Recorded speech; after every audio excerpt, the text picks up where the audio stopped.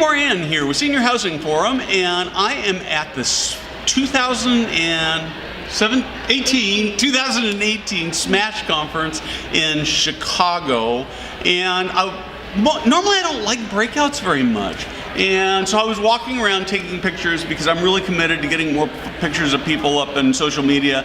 And I walked into this session and to take some pictures, and I took some pictures, and then I stopped to listen, and it was so good I stopped taking pictures and came in and listened to the rest of the session. It's on content marketing, and of course Senior Housing Forum is a content marketing platform, and so we're pretty good at it, but I know there's a lot of things we can learn, and so we're actually going to talk, though, not about what I can learn, but what you can learn as a senior living provider. And so I'm going to start with an introduction, and I probably are going to butcher your name and your organization, so I'm going to let you do that. Sure. I'm Zanti Ho. I'm the president of Media Volery. We're an agency based in New York City, and we focus on digital marketing strategy that is highly metrics driven and results focused. That's a mouthful. So what we're going to do is we will put a link to her website on the with the video posting, so you'll be able to reach out. And I know I'm doing the in stuff first, but we'll do that first because that way people will pay attention. So do you put out a newsletter or do you do content marketing? Wow, does a content marketing agency do content marketing? We do. You can follow us on Twitter, Media Volery, or check out our blog, mediavolery.com, and we definitely have some great content there, and I blog for many different content marketing websites as well, so I'm a contributor for many different sites that specifically focus on this industry. Cool. So let's talk a little bit about content marketing in senior living. Probably most people are doing something, but let's assume somebody's not doing anything. Where should they start?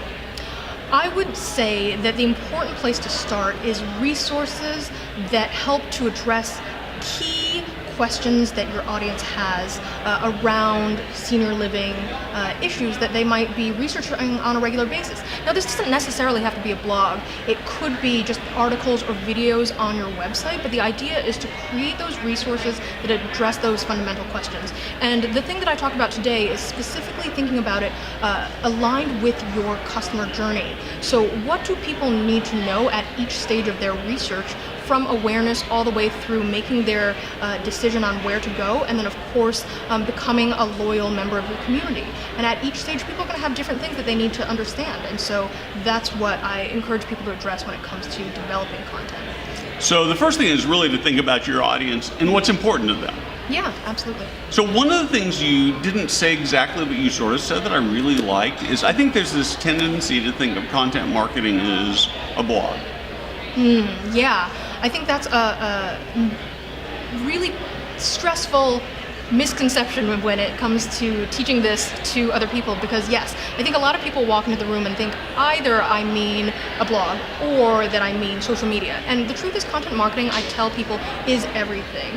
There are so many different places where we are creating content assets, whether that's at events, like we're doing right now with video content, right? Newsletters, but even direct mail pieces. Those are pieces of content because they're providing information to our audience. So it's actually really important to think about your content marketing ecosystem, not only feeding each other. So can you take this video, transcribe it, turn it into a blog post? Can you take many different videos and turn them into a playlist or a webinar? Can you turn those things into an ebook? There are many different ways to translate your content into different places that reinforce the resources you're actually creating. But content really is the backbone of your marketing approach. So let's just play with this video that we're doing right now for fun. So I'm going to do this video, and I am going to do some post-processing, so what you as the audience see won't be everything that was recorded. Part of it is because if you saw everything, you'd see me sitting down, and you'll see me getting up and turning it off, right? And sometimes we actually have to edit stuff out. I don't think that's going to happen today because I started with a fresh battery everywhere and a fresh card. But if you were advising me, what should I do with this video once it's done? Yeah, absolutely. So first off, I would think about where are the different places that I can post this video so that it performs well. So for something like LinkedIn or Facebook, we would post it natively, and we would really focus on not only what is that opening shot that makes somebody really stop and watch, but are there captions so that somebody who's watching it on silent get really hooked in. And we would think about how to optimize it for search on those platforms so that somebody who's looking for other information related would find it. On something like YouTube, we would post it and really focus on the custom thumbnail. What's the cover image?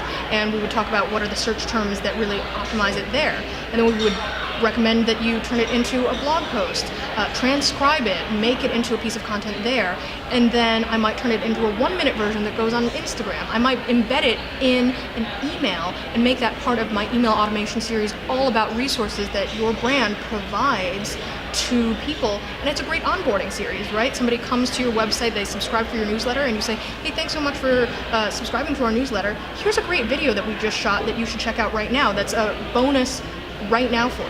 It makes it more engaging because we're really looking at all these different places where people can engage with the content. So you just gave me 5 things I can do in this video. That's pretty cool. Now you did say I should do 8, so we got to come up with 3 more. Yeah, absolutely.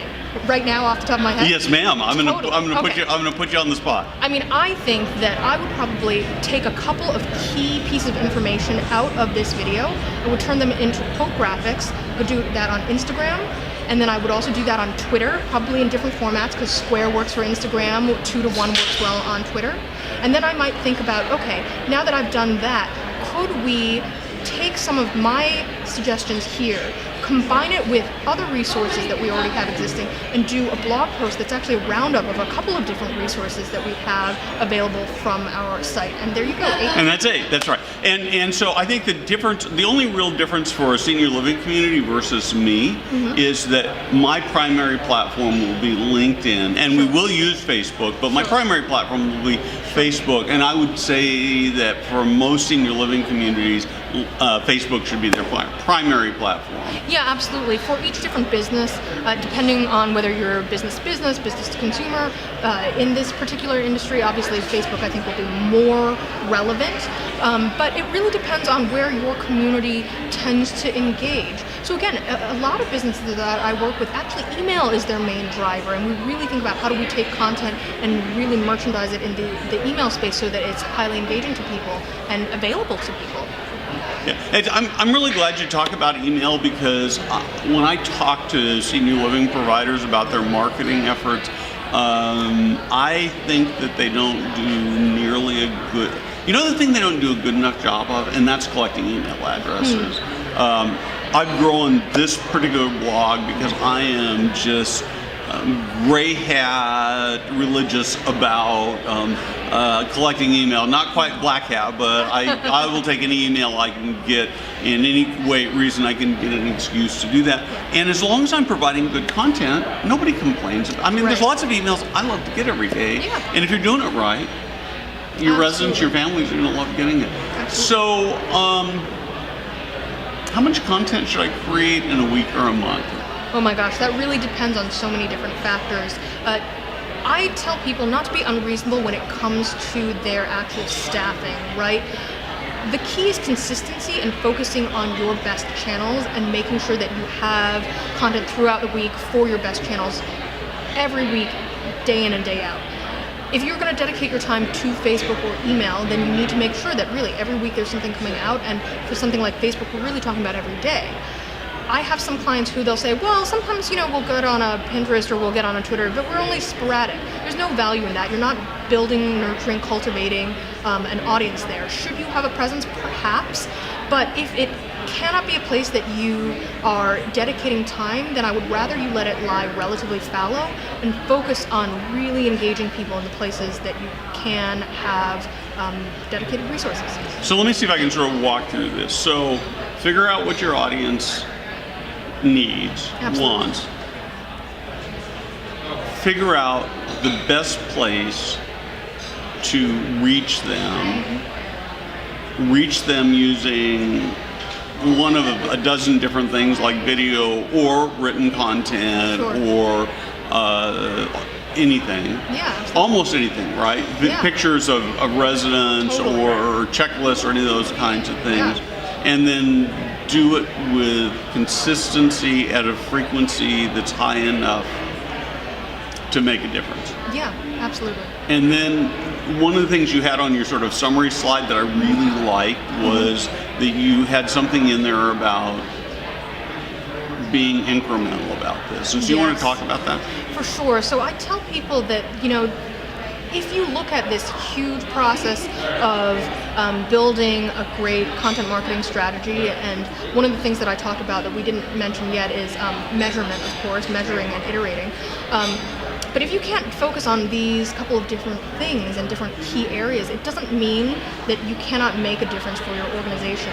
I tell people that you have to focus on the day-to-day incremental wins rather than to look for viral hits. Because the other thing that I hear from all kinds of businesses, and I work with a lot of businesses that are in regulated industries, is, well, we were charged with making a viral video. And I'm like, first of all, why would that ever be something that happens in the senior care industry? Let's be really honest, like that seems strange. It's probably viral for the wrong reasons.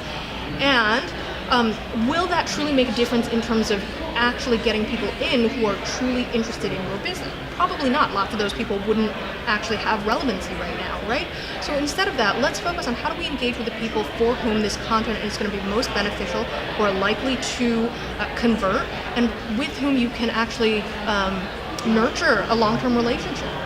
There was a senior living community, and I wrote about this, but there's a senior living community maybe 3 years ago that did one of these lip sync parodies with the Beastie Boys song. Oh, fun. And they got like 13 million views on it. That's awesome. And none of them were relevant. Right. They were all Beastie Boys fans, which is, I mean, it was really cool to say I got this video that I did 13 million views on, but in terms of advancing the organization, and so it's better to do the audience.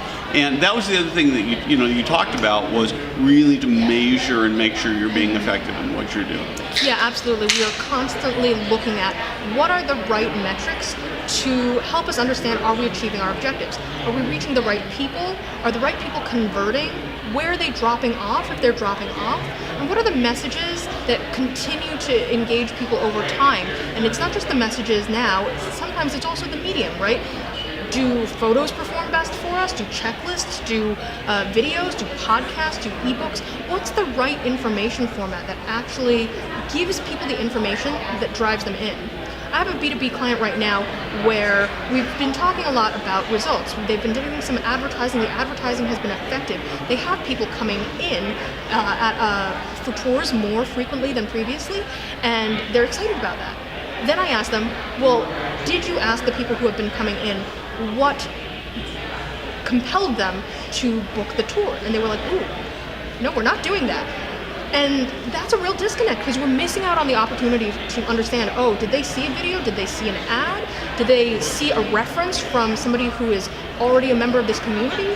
What actually made them say yes? And sometimes it's more than one thing, right? Most of the time it will be more than one thing. So we really need to understand that as well. So I'm really glad you said that. So I went out last Friday. I went out and bought my wife a new car. Nice. And as we were doing the paperwork, they brought out the sheet of paper, and it said, where did you hear about us from? And it had all these different news outlets and things in it. And they said, you don't have to fill this out, but it would just really help us target our advertising if you could just take a minute and fill this out. And I think people are sometimes afraid to ask that question. And I looked at it and I thought, well, yeah, that's kind of a cool idea, right? Absolutely. And if I help them, theoretically, maybe make the cars a little less expensive for the next person, because they won't have to spend so much time on advertising. There you go. Yeah. The last thing, what was the last thing on your list? There was I know what it was. So your last bullet point on your summary was like totally intimidating to me. And that was that you had to be as entertaining as Nike or Hilton. So talk to me about that. Sure. I'm not saying that you absolutely have to be as entertaining as a Nike or Hilton, but I'm saying that we, as marketers, live in a world in which our audience's expectations are impacted by brands like Nike and Hilton, not just our competitive set. The thing that I tell people is you can't just look at your competitors and say, well, we're the best of our competitive set. Because the truth is we're not competing just for those eyeballs, right? We're competing for people who are spending time with many different brands and who, quite frankly have very limited interest and engagement in, especially digital space, but in their entire lives, right? So for us, what we must think about is, can we strive to be as effective as those brands at providing the kind of value that our audience will truly want to engage in? You know, don't put out mediocre stuff when you know it's mediocre. Think about how you can do more really quality things in a more concentrated, limited number of channels. I like that a lot, and if I don't mind, you don't mind me adding this, have fun with it. I mean, be a little goofy. Yeah. Most of you know that if you look at my feet, have you seen my feet? I've got Chuck Taylor. Today I've got my tie-dyes on, but as you know, you see me in Chuck Taylors all the time.